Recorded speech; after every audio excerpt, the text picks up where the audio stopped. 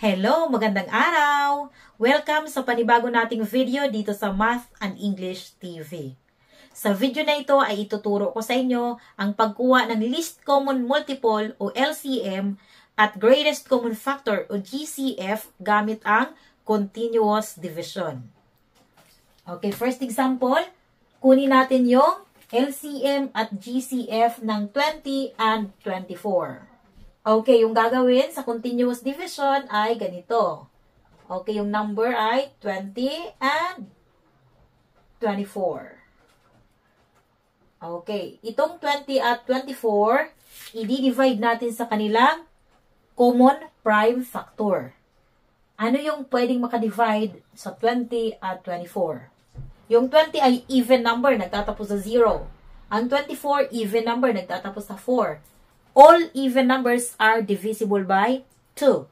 Ang even numbers ay pwedeng ma-divide ng 2. Kaya, yung pwedeng makadivide sa kanila ay 2.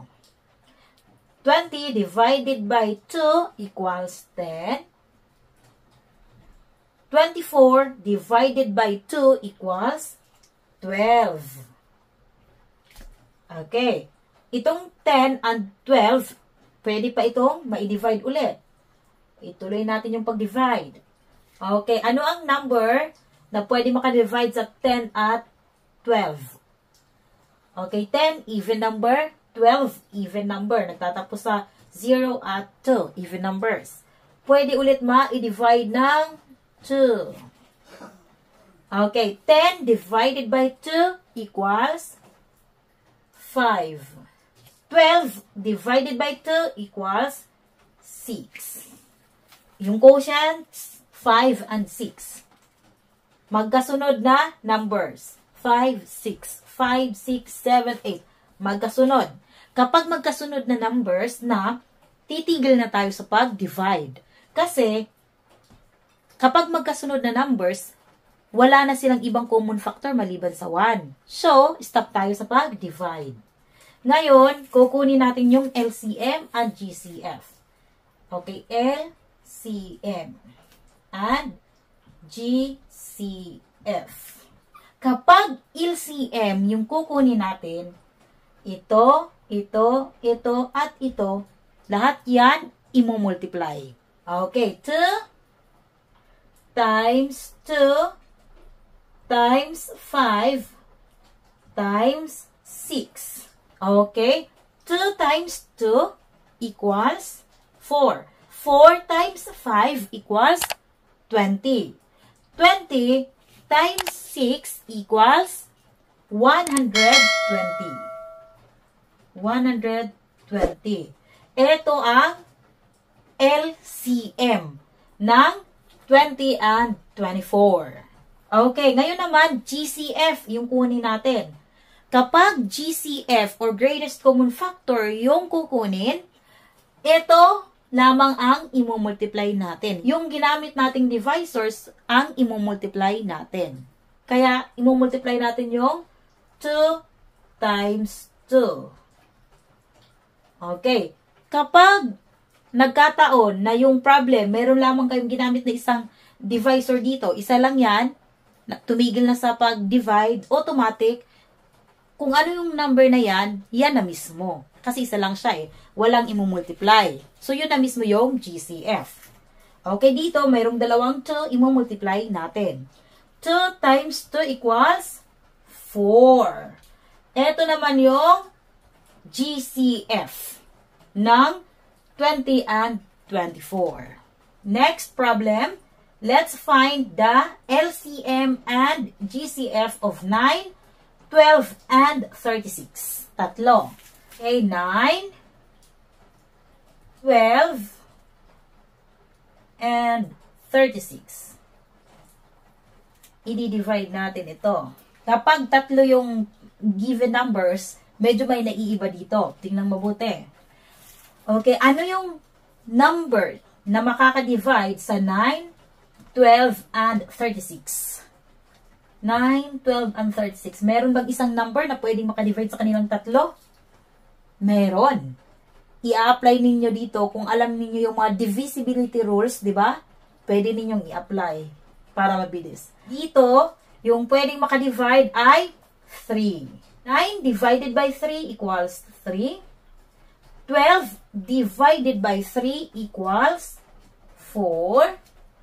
36 divided by 3 equals 12. Okay. Ngayon, tingnan natin. Itong 3, 4, at 12. Meron pa bang isang number na pwedeng makadivide sa kanilang tatlo? Wala na. Diba? Wala na. Kasi yung 3 at 4, magkasunod na number. So, hindi na sila pwedeng i-divide. At dahil hindi sila pwedeng i-divide lahat, ibig sabihin, sa GCF, ito lang yung makukuha natin. Kasi ito lang yung nakadivide sa tatlong numbers. Hindi na natin pwedeng i-divide itong tatlong ito ng isang number lamang. So, sa GCF, yung GCF nito ay itong 3 na. Okay, 3. Isang 3 lang yan. GCF na siya. Pero, pag LCM, sa LCM, kapag tatlong numbers yan, kapag ang dalawa dyan, pwede pang ma-divide ng isang number, i-divide pa rin natin. Yung GCF, ito na. Nakuha natin yung GCF. Yung LCM naman ang kukunin natin. So, dito, dahil tatlo sila, yung dalawa pwede pang ma-divide, itutuloy natin yung pag-divide. Okay. I-divide pa rin natin ito. Okay. So, itong 3 at saka 12, pwedeng ma-divide ng 3. Diba? 3. Itong 4, hindi siya pwede ma-divide ng 3. I-bring down natin yan. Okay, i-divide natin ito. 3 divided by 3 equals 1. 12 divided by 3 equals 4. So, itong 4, pwede pa natin i-divide, di ba? Pwede pa yung ma-divide na 2. Okay, yung 1, bring down. 4 divided by 2 equals 2. 4 divided by 2 equals 2. Itong 2, pwede pa natin yan ma-divide ng 2. Diba? Divided by 2. So, ito 1, ito 1, 1. Bring down lang natin ito kasi hindi siya pwedeng ma-divide ng 2. 2 divided by 2 equals 1. 2 divided by 2 equals 1. So, yung natira dito ay lahat ay 1. CM yung kukunin natin. Lahat ito hanggang dito i-multiply natin. Pero dahil lahat yan ay 1, kahit hindi na natin isali ito. Pero kung ibang numbers yan, hindi 1, isalin ninyo. Kasi iba yung product niyan kapag hindi 1, di ba?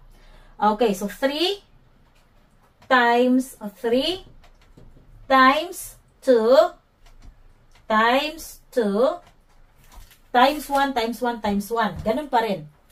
Kahit hindi na natin yan ilagay kasi 1 lang yan. Pero kapag kagaya nito, ibang numbers, kailangan ilagay ninyo para makuha yung LCM. I-multiply natin. 3 times 3 equals 9.